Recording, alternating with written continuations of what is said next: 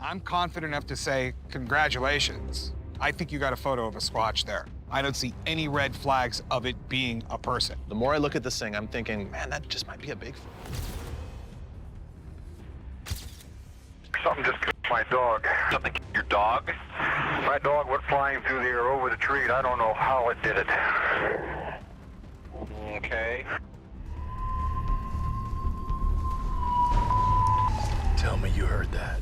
In this video, we'll step beyond the blurry photos and grainy footage to explore encounters that are far more unsettling. From explorers hearing bone-chilling howls in the darkness to hikers stalked by something massive just out of sight. These are stories that linger long after the fire burns out. From visiting the well-known hotspots of Bigfoot activity while camping in the darkness to hearing howls and snaps when you least expect it. Each testimony forces us to wonder, has Bigfoot finally stepped out of the shadows and into our world? Night settled heavy over the Oregon wilderness, the kind of dark that swallows everything whole. Ronnie and Maria were determined to test the mysterious tree structure the team had discovered earlier. The plan was simple but risky. Go completely dark, use thermal cameras to track movement, and play back a possible Bigfoot howl that had, just a week before, drawn several massive shapes toward their location. As documented by Travel Channel, the team's cautious approach captured some of the eeriest sounds and shadows of the night. Ronnie took position beside the strange tree structure, his thermal camera ready, while Maria climbed a ravine to serve as his lookout. She would scan for movement and blast the haunting Kentucky howl into the night air, which the team used a week ago and gained a lot of attention from the forest creatures. Tonight, the game plan is we're gonna go no holds barred. We're bringing everything we have. I'm gonna be positioned by the tree structure with a thermal camera. Okay, I have the IR camera up and ready to go. Okay, I've got my eyes on you from up here. All right, sounds good. The first call echoed through the forest, long and eerie. Then, just as they hoped, the woods answered. A sharp crack rang out, a tree knock. For Bigfoot researchers, it's no small thing. Many believe it's the Bigfoot's way of communicating, warning, or even luring others closer. Ronnie's voice came low, steady. We just got a tree knock. Every time I've heard one, weird things happen right after.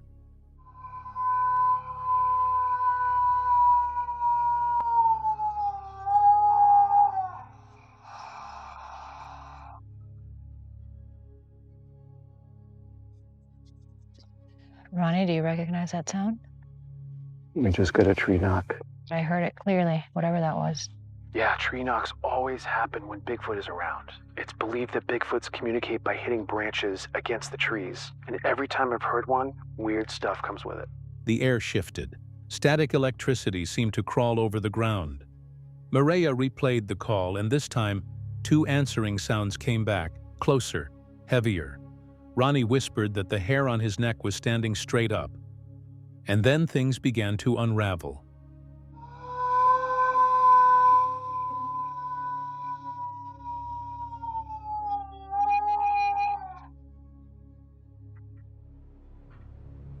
Did you hear that?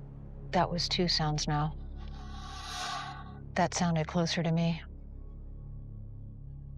I'm scanning to your left, scanning to the left. The hair on the back of my neck is standing up like crazy. There's electricity in the air. I can't describe it, but this is crazy. Maria's thermal camera flickered once, and Ronnie's camera died, leaving him blind in the pitch black. At the same time, the temperature around him seemed to plummet. The forest, usually alive with night calls, went utterly silent. Branches cracked in the darkness. Something big was moving toward him, but he couldn't see it. My camera just died. It just got extremely cold around me right now. The forest just went dead silent. I got branches popping. I got something coming towards me now. Well, whatever it is hiding from my thermal. There's definitely something around here. I'm not picking anything up. "It's coming closer," he whispered. Mireya scanned frantically, but her gear showed nothing. That's when Ronnie spotted it. Strange white lights, darting and dancing just ahead of him. Mireya's thermal suddenly lit up as if the trees themselves were glowing, flashing, alive with heat signatures she couldn't explain. And then, just as quickly, everything vanished. The lights, the shapes, even the footsteps. It was as if whatever had been circling Ronnie simply dissolved back into the night. A white light directly in front of me. I'm going to point to it now. You should be able to pick it up on the therm. Yeah, something's going crazy on the thermal now. The trees were all lighting up and flashing on my screen right now. Very weird. Do you still have the heat signature? Oh my God. It's gone. When they swept the ground with flashlights, there wasn't a broken branch, a footprint, or any sign that something massive had just been there. For seasoned investigators, that was the most unnerving part. They had the sounds, the lights, the knocks, all signs of something close, but no trace left behind. Any prints down there?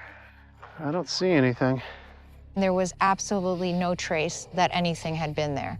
Given all those sounds that we heard, this is something that I find really difficult to rationalize. That was the strongest evidence that I saw that something different was out there, and then it was just gone.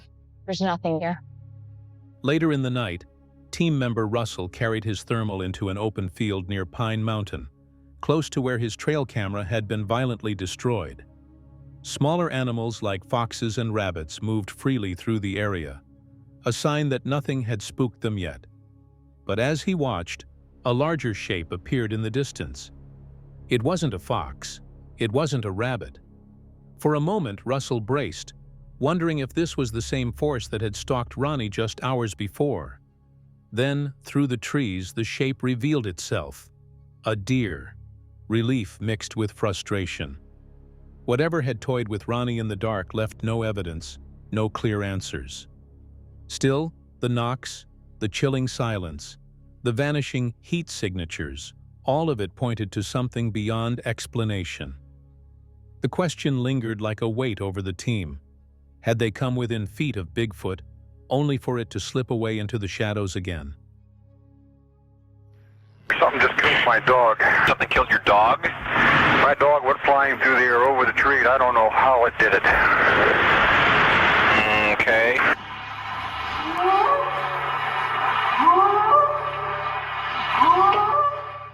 It all begins with a phone call. A man, his voice uneasy, reports that his dog has been killed by something unknown. Squatch Mafia captured this chilling moment, showing the line going quiet, followed by faint but haunting vocalizations. Something just killed my dog. Something killed your dog? My dog went flying through the air over the tree. I don't know how it did it. Okay. Deep, unsettling sounds not easily placed in the natural world. He can't explain the cause, only that the animal was left lifeless, as if attacked by a predator no one could identify. The video that follows is just as unnerving. Filmed from a distance, the recorder stays hidden deep in the forest, pointing their camera far ahead. What comes into view is a towering figure, dark and broad, bending down to hold the unmistakable body of a deer. Slung over its shoulder, the carcass hangs limp, carried with effortless strength. The witness never moves closer, but even from afar, it's clear this isn't a hunter, and it's no ordinary man. The way the animal is handled, as if it weighed almost nothing, speaks to a power that few creatures could possess. When the footage is shown again in an enhanced version, the outline sharpens. Long arms, a heavy stride, and a form that matches the descriptions given in countless Bigfoot encounters.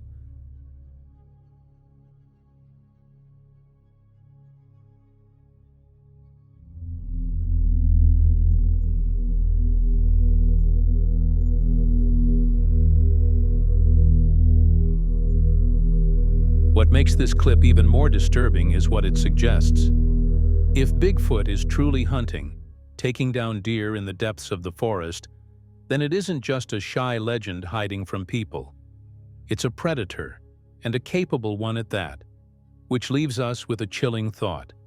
If the creature can hunt so silently and carry away its kill so effortlessly, how many more times has it gone unseen, watching from just beyond the trees?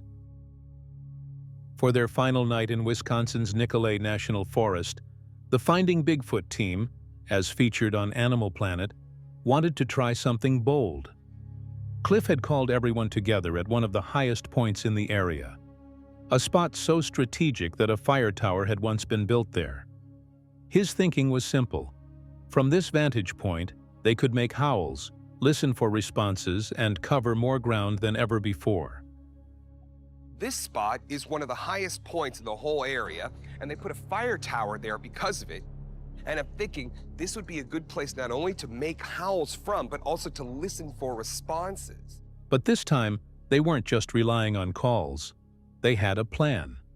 Ranai suggested that the women, Ranai, Jen, and Caroline, would head out with glow sticks, acting like a group of noisy, casual campers. The idea was that if Sasquatches were nearby, their curiosity might draw them in. Meanwhile, Matt and Cliff would quietly shadow the women with thermal imagers. Up in the fire tower, Bobo and Larry would blast howls and whoops out across the forest, their voices carrying for miles. Send us out, maybe the ladies as a team, going out, being loud and being bright. And then to have one team kind of shadowing, stalking you guys to see if there's anything else that's gonna stalk you. This is an excellent plan. Well, we have a few hours. And to top it all off, they decided to cook a meal, Wisconsin style.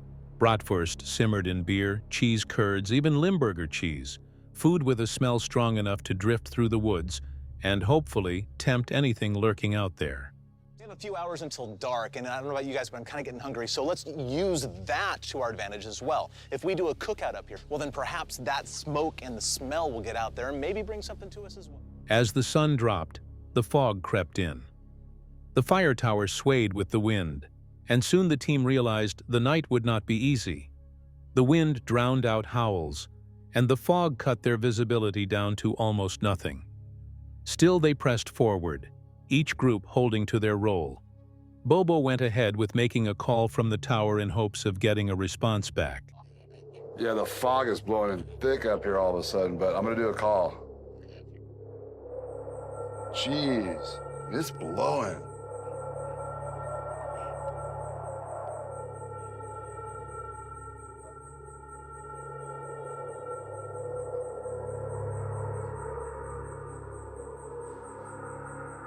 Then it happened.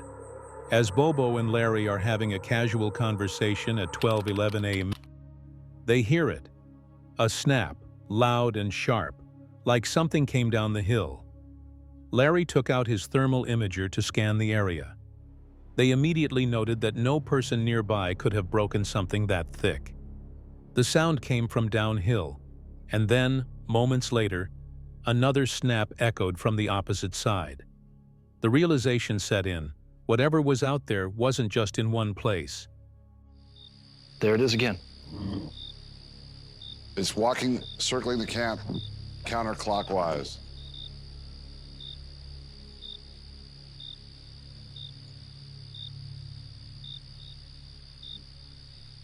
Dude, it's over by the tower now. I heard it too.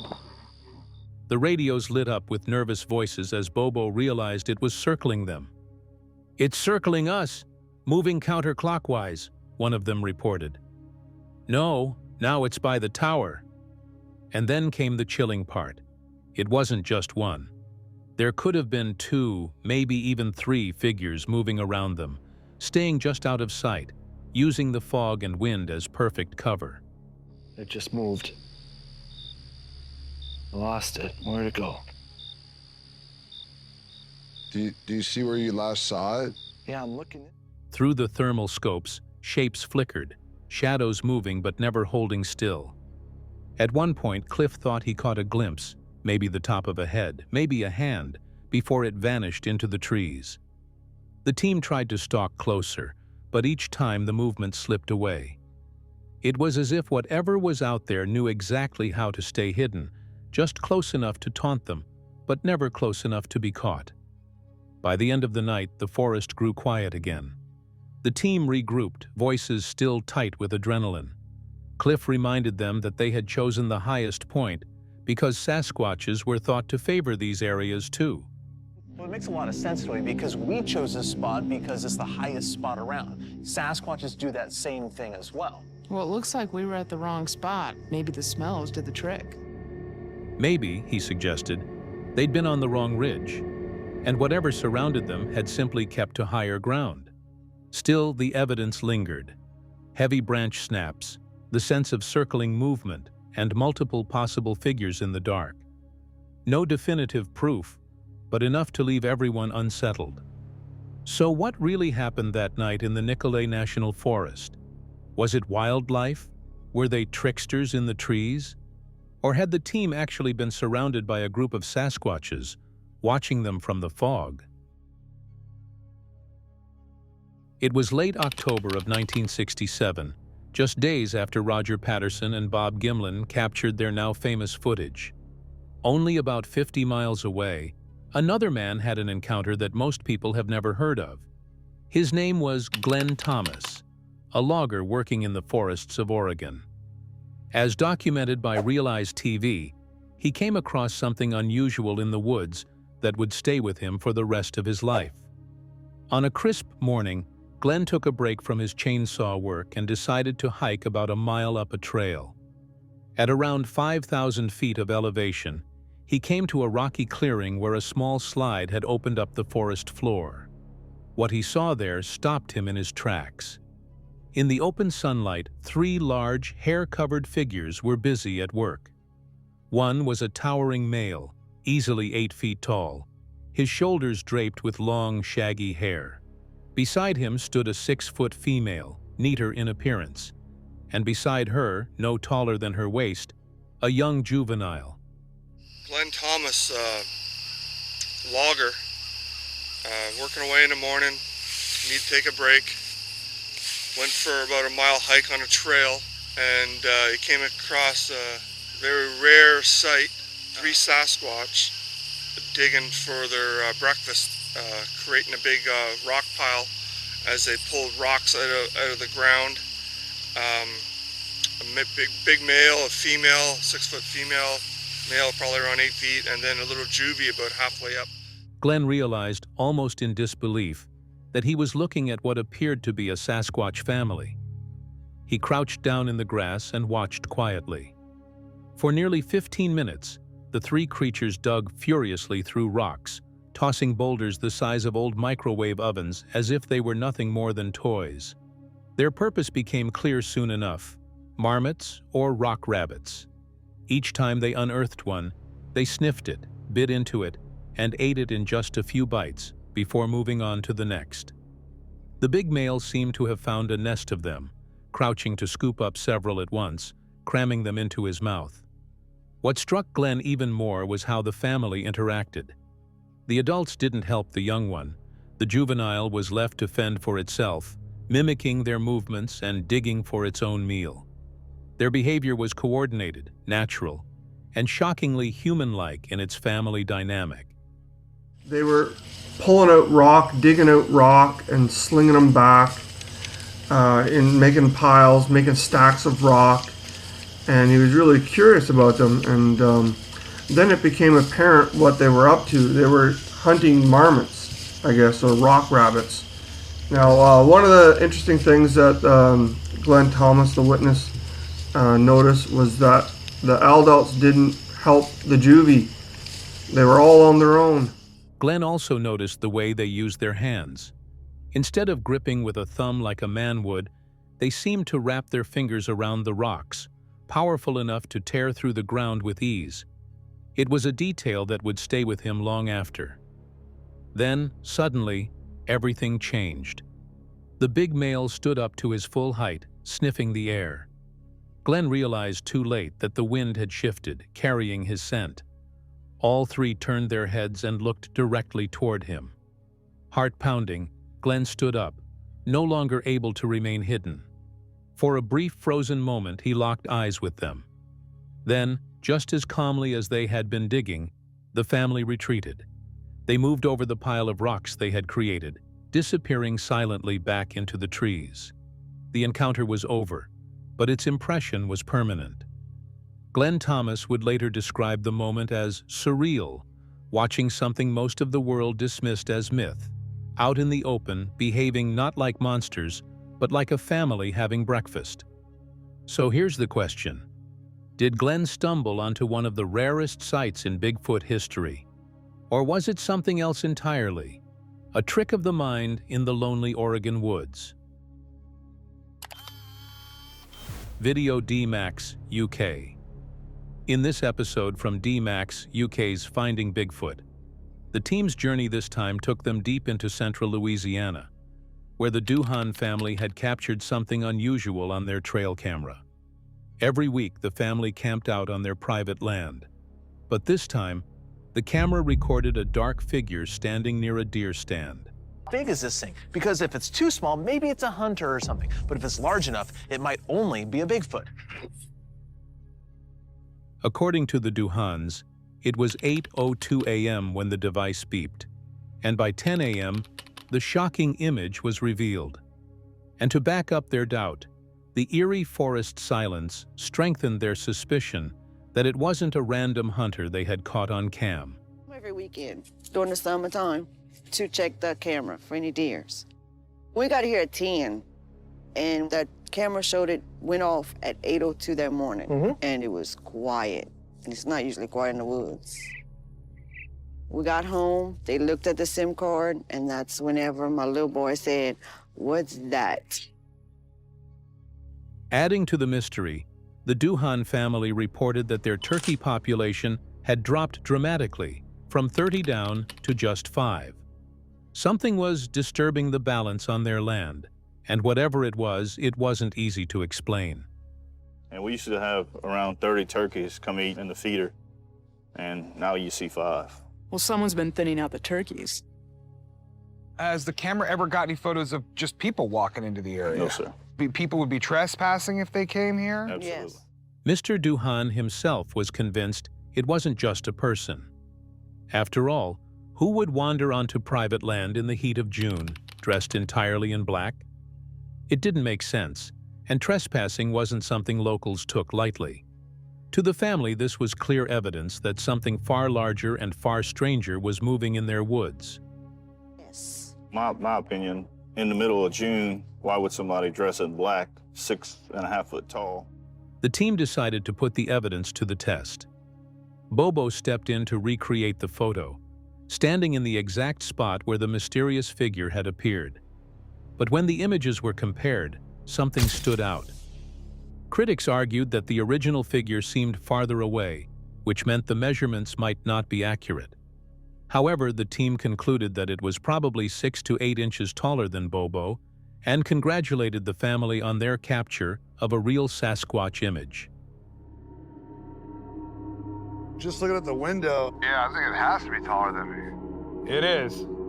The head actually is the top of the dark spot, which comes about halfway up the window. Then he's got another 6 inches or 8 inches on Bobo. I'm confident enough to say congratulations. I think you got a photo of a Squatch there. I don't see any red flags of it being a person. The more I look at this thing, I'm thinking, man, that just might be a Bigfoot. That night, the team returned to the site. The woods fell silent around them, every sound amplified by the darkness. Rane, always the skeptic, suggested they try one of the most infamous methods of drawing Bigfoot closer: the wood knock. Many believe Sasquatch responds to these calls as if communicating back. Moments after she struck the tree, Rane froze. She thought she saw something large and dark between the trees.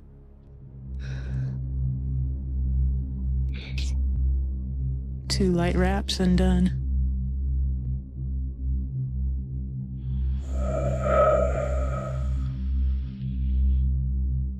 Hey, Cliff, will you hit the right tree line? Up ahead, straight on the road?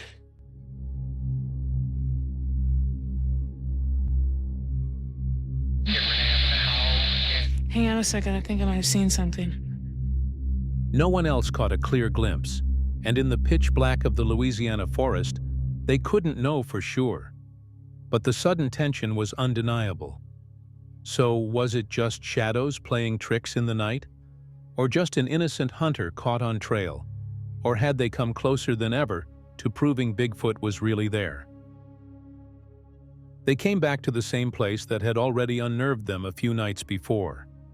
An abandoned, crumbling bridge that jutted over a river, the drop yawning hundreds of feet below. Dr. Mireya and Biko had been following a trail of signs after something large had moved through their camp days earlier.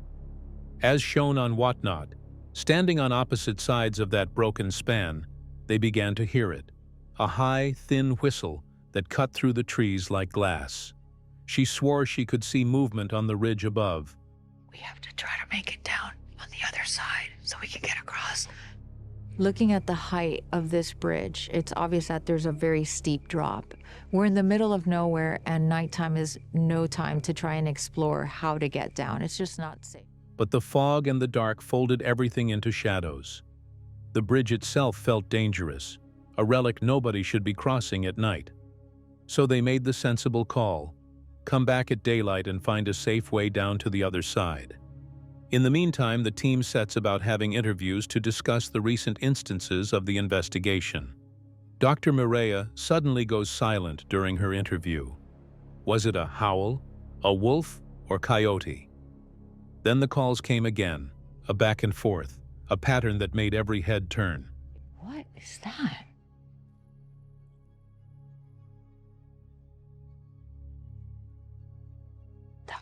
Were you guys hearing that at your interview spot? I could hear something too from where I was. What did it sound like to you? Nothing I've heard here yet. Same. Do you want to take a walk in and just see if we see anything? Might as well.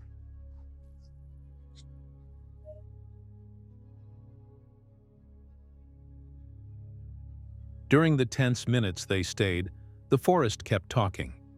A sound rolled out that none of them liked. A raw, keening cry, the kind you'd only expect from an animal in desperate pain. Dr. Mireya said it reminded her of a prey animal calling out as it's taken. For a team used to reading animal behavior, the sound set off alarm bells. It wasn't the casual rustle of deer or the isolated cry of an injured rabbit. It had a structure, an urgency that suggested something hunting with purpose. That led to another worrying observation. Whatever they were hearing seemed coordinated. Bears don't hunt together in this part of Washington, one of them noted. Wolves and coyotes operate as packs, but the noises didn't fit those species either. Too high, too strange, too organized. The idea that multiple creatures could be working together, communicating across the river with whistles and shrieks, pushed the moment from eerie into outright unsettling. Now it's so quiet that I'm wondering if whatever it was is gone. Maybe the hunt's over. The game's been acquired. I don't see anything. Tomorrow we have to get across that river. One thing's for sure, there's definitely some weird happening. They checked their gear. Thermal imagers were trained toward the hilltops and the trees, but fog and distance blurred everything into vague masses. No clean heat signatures emerged. Still, the sounds kept rolling, a call here, an answering whistle over there, like a conversation they couldn't join. The whole valley seemed to hold its breath. By the end, they agreed on a plan. Find a safe descent, cross the river in daylight, and track the direction of those calls from ground level. Whatever had passed through their camp before had returned to the same terrain, and now it was making noise on purpose, either to hunt or to communicate with others. So they left with one mission and a growing sense of unease. Come back when they could see clearly and, if possible, follow the calls to their source. What they didn't know then, and what every seasoned investigator fears, was whether those calls were a warning for them to stay away, or an invitation to something watching from the dark. Which was it? Nestled in the rolling hills of Appalachia, Salt Fork State Park in Ohio has become more than just a destination for campers, hikers, and hunters. As documented by wildmen of the woods, for decades it's been whispered about as one of the squatchiest places in America. The stories here, stretching from the 1800s to modern times, paint a haunting picture of something that refuses to stay in the shadows. Got this really long, mournful howl. So we got out of the woods, and she asked me what that was, because I'm pretty good at most of the noises that animals will make throughout their lifetime, like throughout their life cycle, I can identify, at least here. And I said, yeah, I have no idea what that was. So she was Googling animal noises, and I said, hey, look up the Ohio howl. And she looked it up, and she said, oh, that's exactly what we heard. What is that? And I said, well, allegedly it's a Bigfoot.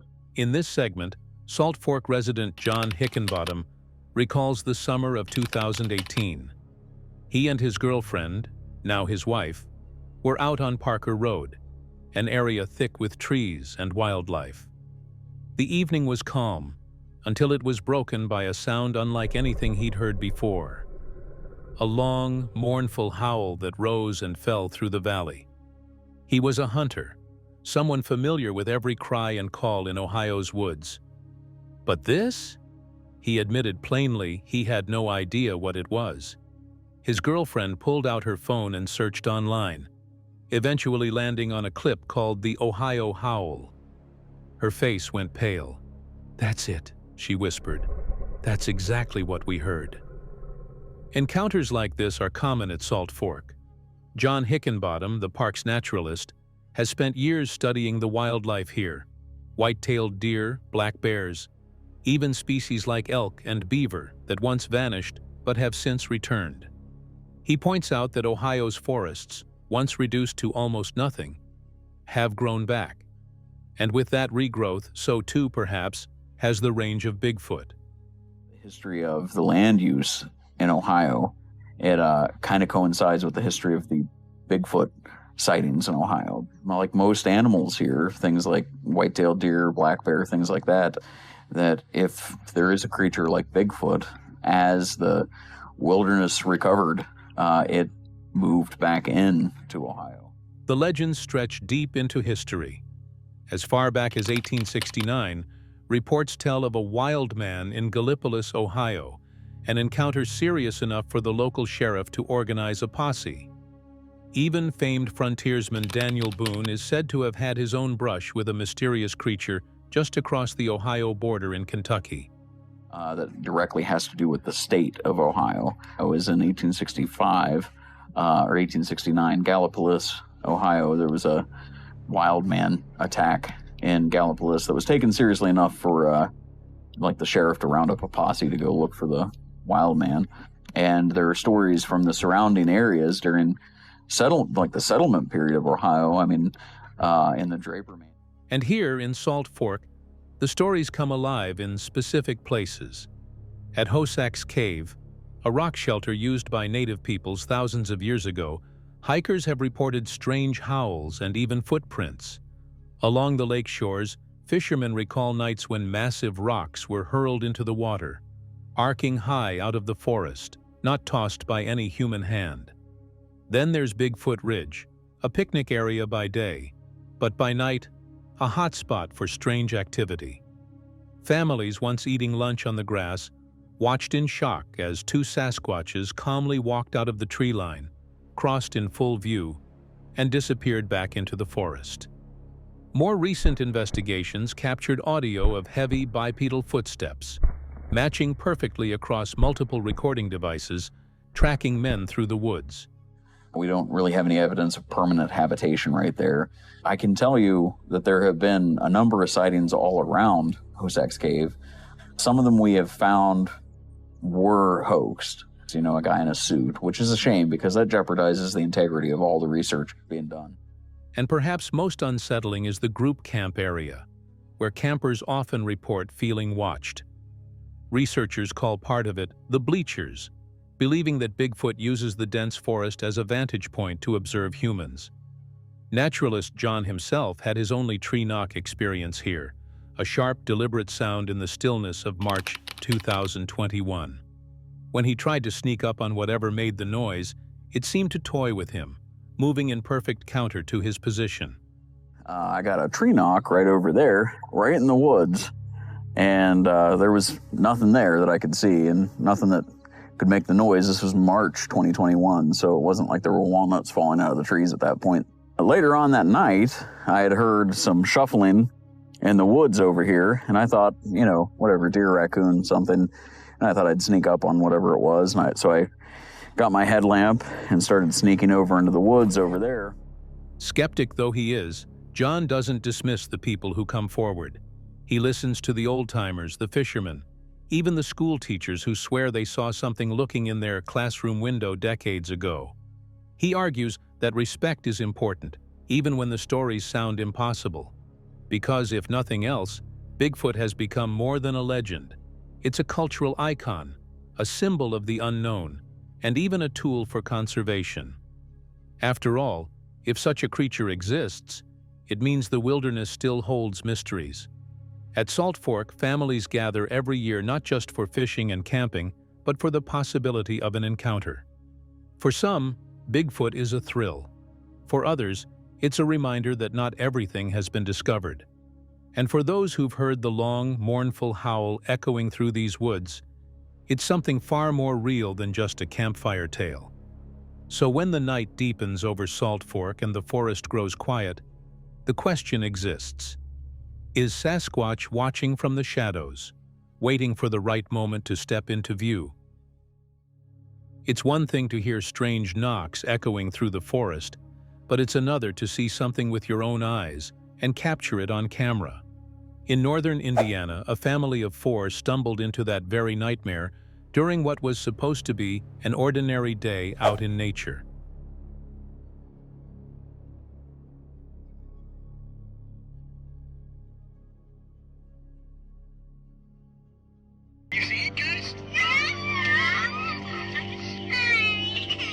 The mother recalls they were out to see the lake when her husband caught sight of something dark. Not like a deer, it was crouched and moving. Yeah, we were just out driving, wanted to see the lake. We come out here quite often. So we drove up this road. My husband had his cell phone out, and that's when he saw something that was darker than what a deer would have been, kind of crouching behind a tree. The creature was sort of shuffling towards a tree. The hair on their necks stood up. Their camcorder, almost by accident, caught the shape as it crossed the tree line. A bipedal giant shuffling with an odd movement. In the panic that followed, the children screamed. The parents grabbed them close, and the family bolted, hearts pounding. It was a dark figure, possibly black. It was hunched over, so you know, it was hard to tell exactly how tall. Could you see hair? Could you see clothing? Could you see any details whatsoever? Facial details? Anything? No facial details. Definitely some kind of... Later, when they replayed the footage as shown on DMAX UK, the figure seemed even more unsettling. It can be concluded that it had long arms that swung like a person's rather than a bear's. Skeptics might call it a shadow or a costume. But to the family, the encounter was real and terrifying. The team placed the story in a larger context. Indiana, known as the Hoosier State, isn't usually the first place people think of when it comes to Bigfoot. Yet the Bigfoot Field Researchers Organization, BFRRO, lists more than 46 reports across the state since the 1970s, with clusters around Morgan Monroe State Forest. Dense cover, abundant water, and thriving deer populations make the area surprisingly suitable for something large, elusive, and nocturnal. Here we come.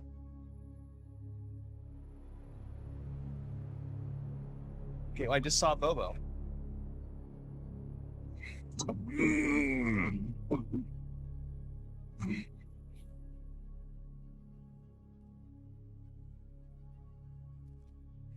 To test the family's testimony, James Bobo Fay walked the same clearing, matching stride for stride against the footage.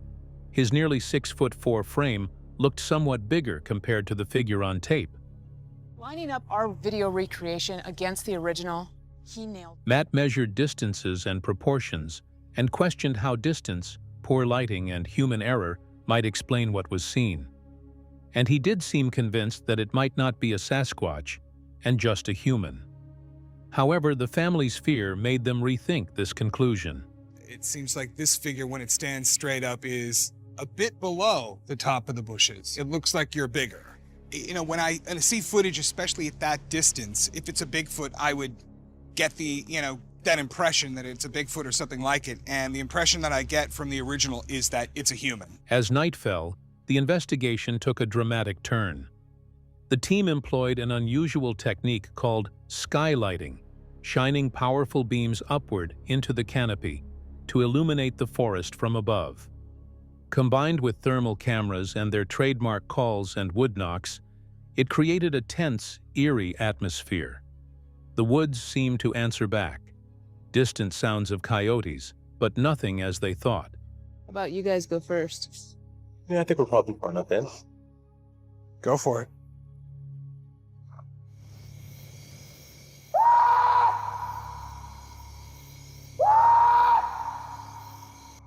Little Bonnie Ray. Coyotes. In the end, no physical proof was collected. But between the grainy daylight video, the family's shaken testimony, and the haunting night sounds, the episode left an impression that lingers. If you were in that family's shoes, hearing the growl, seeing that towering figure stride past, would you have the courage to keep filming? Or would instinct drive you to run without looking back? Gavin's search for answers about Bigfoot didn't start in the middle of the forest. It began in a small Northern California town that calls itself the gateway to Sasquatch country. His mission was simple, as seen in his video on his channel. Groovy Gavin. Trace the origins of the world's most famous Bigfoot sighting, the 1967 Patterson-Gimlin film, and see if the evidence still holds up.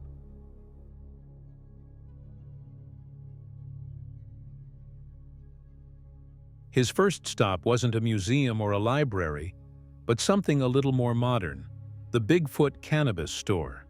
Who else is going to have stories? He joked, stepping inside. But the locals there didn't offer much beyond shrugs and humor. Go down to the park, one man said. Those guys will tell you all kinds of stories. I would say it's one of those. Go down to the park. Okay, those guys will be seeing some colors, and they might be put some stories in those colors. Cool. Thank you. Gavin quickly realized that the only place to find real answers was the Bigfoot Museum. Inside, surrounded by plaster casts of enormous footprints, Gavin met Eric, the museum guide, who traced the story back to the late 1950s. This Bluff Creek area was wilderness. The lumber industry, the lumbermen had got permission, listen, we're going to start logging this area. So these guys were the first. They were going to this woods, and they started coming across strange footprints. In those days, loggers working in the Bluff Creek area began finding giant tracks prints so deep and so remote that they couldn't have been hoaxed. Some even showed a mid-foot break, a trait humans don't have, but great apes do. Eric explained how this discovery led to the coining of the term Bigfoot. We had a friend named Bob Titmus. I'm finding these prints, what do you suggest? And Bob Titmus said, I will show you how to do plaster casts. Ginzoli helped coin the term Bigfoot that day. And moving forward, that was it. People went crazy. And how Patterson and Gimlin, years later, raced to Bluff Creek after hearing reports of fresh tracks. What they captured on October 20th, 1967, became one of the most analyzed clips in history. Gavin admitted the film always looked like a dude in a suit to him, until Eric pointed out the fine details. Muscle movement in the shoulders, the bent knee walk, even toes visible in recent AI enhancements. Hollywood costume designers from the era, Eric noted, have repeatedly said they couldn't have faked it. Suddenly, the famous footage carried a little more weight. Shows more muscle striation, flexation in the calf, in the legs, trapezius. One of the steps actually now shows toes. I saw somebody basically analyzing it like you were saying, and they said like the most giving thing that it wasn't a person in a costume was how the ankles moved. Yep, they walk with a bent knee gait, meaning that as humans walk, we kind of walk out. Yeah. These are described as gliding, and they're always walking with a bent knee. Eager to test things for himself, Gavin trekked out toward Bluff Creek. The original filming site was closed, but he found another stretch of the creek nearby and decided to try some classic squatch hunting methods. And we couldn't make it to the actual spot where Bigfoot was seen, unfortunately. I know, I'm as bummed out as you.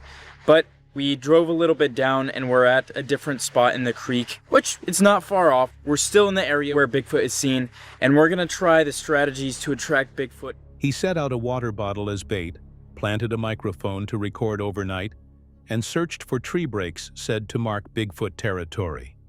Overnight, come back in the morning and see if it's in a different spot. So they said to use microphones. So I put one of my expensive microphones on this arrow. As the night settled in, he even tried the infamous Bigfoot walk, imitating the bent knees and gliding stride of the creature in the 1967 film. By morning, the bottle was untouched, and the microphone offered nothing but silence. No glowing eyes in the forest, no heavy footsteps, no knocks in the night. Just the weight of history and the stubborn mystery of that 58-second film. So Gavin left Bluff Creek with more questions than answers. If Bigfoot is real, why has the best evidence we have remained unchanged for nearly 6 decades? In North America's shadowed wilds, where forests and swamps hum with mystery, 5 souls met the impossible, a creature of legend, Sasquatch. Their stories, from misty roads to mountain camps, intertwine with eerie echoes of the unknown as shared on small-town monsters. Keela sped through Louisiana's Honey Island swamp, fog swallowing her minivan's headlights. Late in the 90s, she spotted legs on the highway's midline, massive, gray, matted with filthy fur, unmoving as she passed at 65 miles per hour. I had an experience in the very early 90s that absolutely blew my mind, and to this day I can't explain what it is. Now, I've been involved in ghost hunting and you know, investigating mysterious occult mysteries and so forth for almost 30 years, and this is the one thing that I could not explain. I was coming home from a party. It was late one night. It was in either late January, early February, because it was that time of year that we always get that heavy fog. A swampy, wet dog stench hit her, chilling her core. Too frightened to turn back, she rejected her husband's guesses of cows or bears. Those legs were something else, she insisted, haunted by their size. I mean, literally, I saw 2 legs standing on the midline, and as I passed it, it was so bizarre because I had never seen anything like it. It's fur, and it's ingrained in my mind. I mean, just that one little split, passing it by, I will never forget what it looked like. It had this dirty, gray, matted-looking fur on both legs, and they were big legs. They were about this big. In Ohio's Minerva, Mike's golf course buzzed with strange tales. In 2013, his son saw a hairy giant cross a tree line. The one day he was walking down on our 8th hole and saw a gray creature that he described. And he said, I am never going to walk down there again. And he didn't know what it was, but it was big and hairy, and it was walking across the tree line at the back of the driving range. So he took us out there and he described it. So one of us walked up there and it's like, how big was it? And basically he said, it was way bigger than you, Dad. Leaving a footprint in concrete hard sand. We took it to, that's the heel. Yeah, that's the heel. That would be, I guess, the metatarsal break. Yeah. But if you look at, however it jumped, like most of the pressure was like right on here with big toe you and see the everything. heel hit, and just like a normal running footprint. So this part's just the cast went over. The small toes didn't make an imprint because, like I said, the sand was very hard. Mike's own encounter came one night, a gray shape between houses, sparking tears without reason. Not a ghost, he told his wife, voice shaking, but something. A broken tree and fleeting sightings marked the land until a power plant silenced it all. And I saw what I didn't know what I saw. It was actually between 2 of my neighbors' houses, right next to me. And then I go and I tell my wife, I'm like, I don't believe in ghosts, but what I saw was a ghost. It was something. And she's like, how big was it? And I told her, and she's like, that's the gray one Chuck saw. How did it feel? I don't know. I've never experienced anything like that. I mean, I don't think I was in a trance. I don't think I was. It was just a highly emotional state, and I can't explain it. Jill's Colorado homestead pulsed with unease. Red eyes glowed from trees at night, swaying side to side. One dawn, a muscular figure loomed by her propane tank, its dark eyes locked on her under a motion light. Frozen, keys in hand, she feared it could outrun her.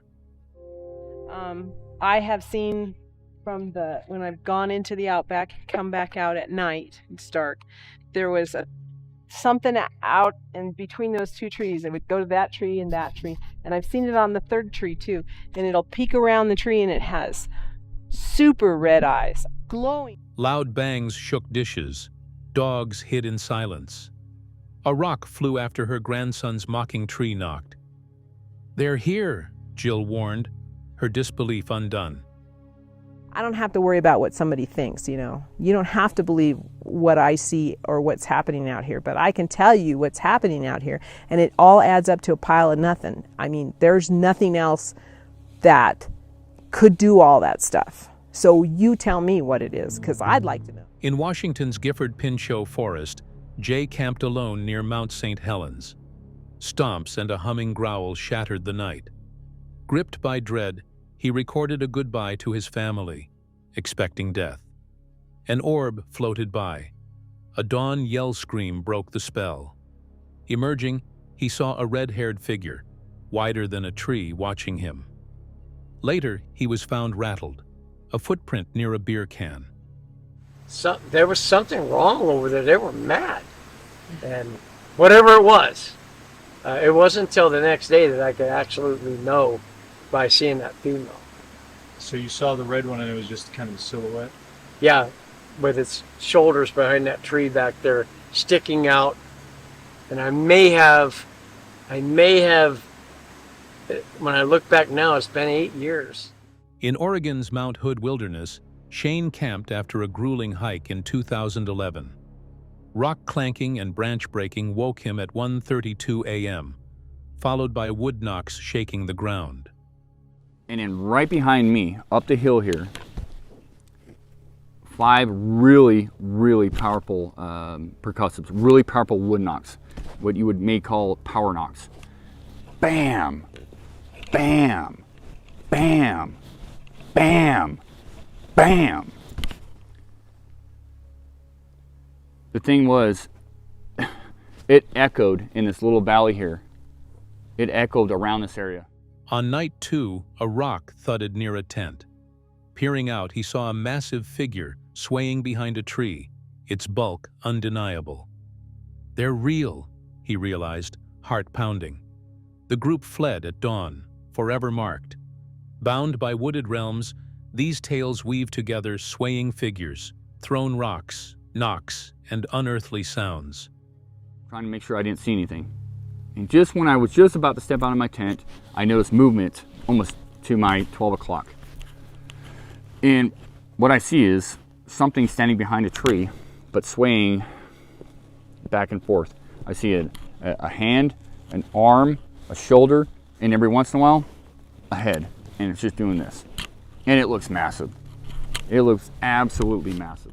From Keela's fleeting glimpse to Shane's revelation, each faced a primal force, leaving footprints and trembling hearts.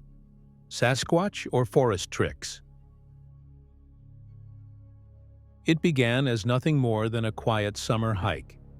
In August 2013, a couple visiting Vancouver Island decided to explore a dry creek bed just off a logging road near Port Renfrew. The forest was hushed, the kind of silence that makes every footstep sound louder than it should. But only 200 feet into the woods, that calm was broken. Branches snapped sharply in the distance. Then there was movement.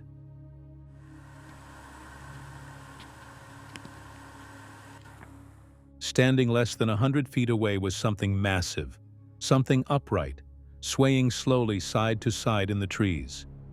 The couple froze dead in their tracks. silently recording the creature. What they captured over the next 2 minutes would become one of the most hotly debated pieces of footage in Canadian Bigfoot history.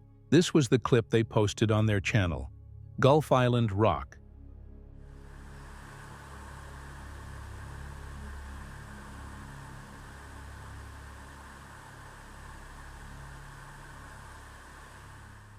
At first glance, the figure appeared gray, an oddity on Vancouver Island, where black bears dominate the landscape. But as the zoom focused in, more details emerged. A broad, cone-shaped head could be seen, as mentioned in Cabin, in the woods breakdown of this video. In the context of this cone-shaped, ape-like head, you can see what looks like a chin. You can see what may well be a nose, wide and flat, as is often reported in Sasquatch sightings, and what might even be an eye, or at least an ocular cavity. Enormous shoulders, a torso shifting with deliberate, heavy weight. And then came the most striking detail. A long, muscular arm sweeping outward, its hand pushing through foliage far from its body. The reach was extraordinary, far beyond what a bear could achieve even at full stretch. Clear, visible patch of white here that may well be the creature's hand draped down. And again, scrubbing through, even though this is very obscured by the foliage, there's a strong impression that there is a long left arm draped out to the side here. As the swaying continued, the camera caught flashes of what appeared to be a face, a heavy brow ridge, a wide, flat nose, even the subtle shadow of an eye. For many, it looked uncannily similar to Patty, the female Sasquatch immortalized in the Patterson-Gimlin film decades earlier. Face of Patty, the subject of the famous Patterson-Gimlin film, particularly in this enhanced frame done by photo archivist Todd Gatewood. This is an undoctored frame, simply enhanced using the original visual information captured on Roger Patterson's camera. No AI was used in this restoration by Todd Gatewood. And look at the similarities, not just in facial features, but in... Skeptics might dismiss it as a misidentified bear, but 2 minutes of continuous upright posture tells a different story. Bears may stand briefly out of curiosity, but they do not rock rhythmically on 2 feet.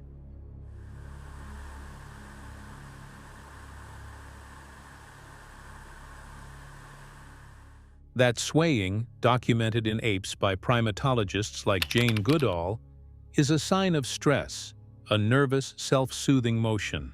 It is not a bear behavior, and the color only deepens the mystery.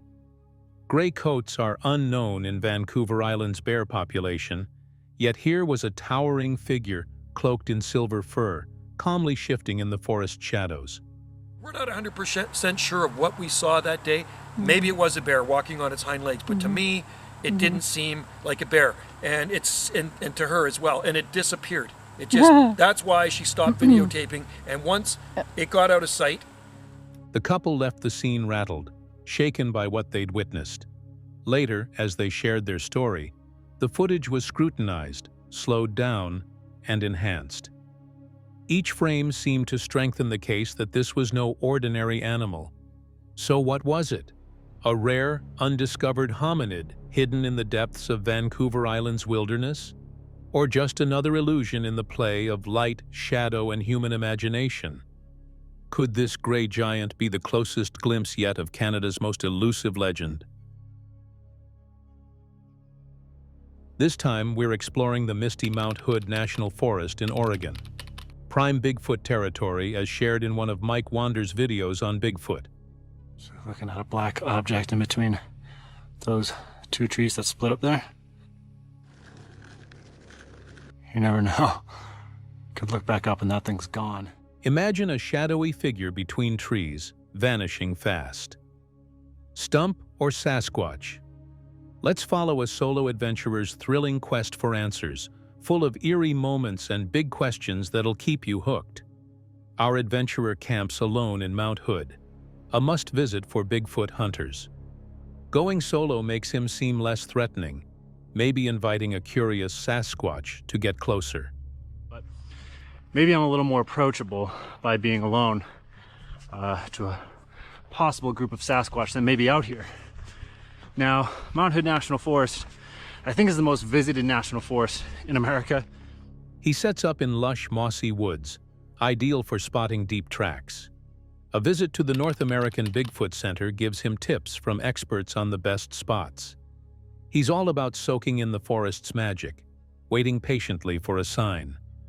Would you dare camp alone, hoping Bigfoot notices you?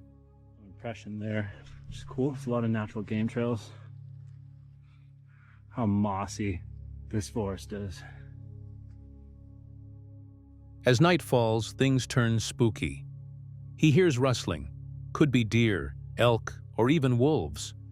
Then there's Tyler, at the NABC's chilling story. Terrifying growls and screams that sent him fleeing at 2 a.m.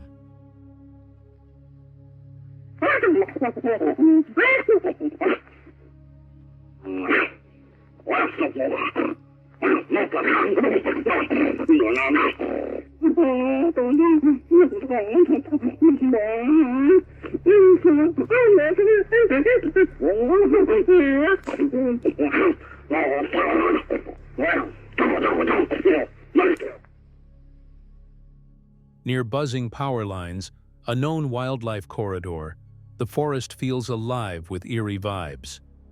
With thermal night vision and an audio recorder, he's ready for knocks or whoops. This is just prime habitat here.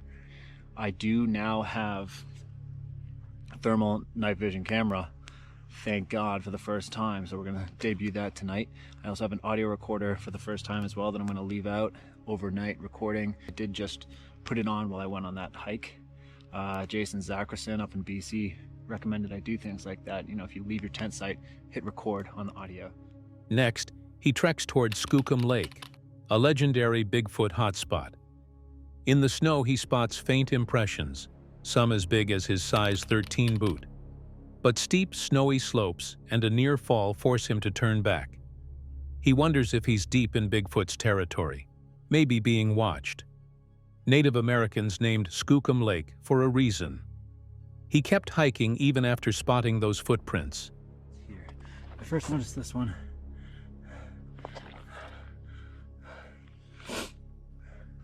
Just slightly, it's definitely faded, so it's not fresh. Here's a bit of a bigger one. Like, there's the size of my boot. You can see that right there. And then this one, much bigger. Back at camp, he recalls Shane Corson's tale of a Sasquatch circling a tent, even pushing against it. It was Tyler at the NABC told me that he comes out here all the time. One time he pulled in and he heard some absolutely petrifying growls, screams, some type of really weird sound in the woods. But it scared him so bad, he said he doesn't scare easily. And he took off at 2 a.m. in the middle of the night and got out of here. So, yeah, that's why I'm here. At night, he whoops into the foggy darkness, senses sharp.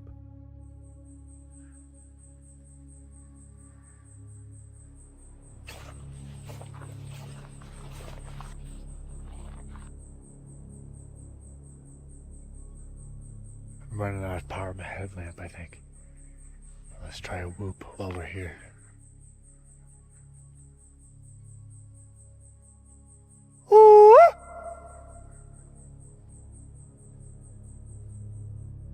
It's pitch black, every sound amplified. No clear signs, but the silence feels heavy. Yet there was nothing out of the ordinary throughout this adventure. However, he does highlight that later, while editing, there was this tree stump, which he later realized might be a dark Sasquatch, and here is a close-up. Nothing definitive could be said from the blurry photo.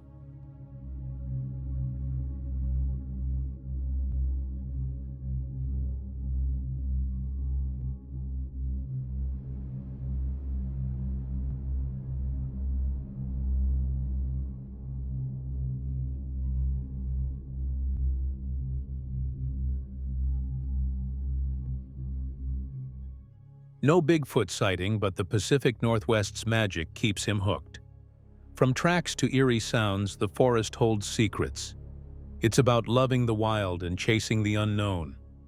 What do you guys think? Was it a stump or a very still Bigfoot? And there you have it. Encounters from quiet farmlands to the deep forests of Ohio.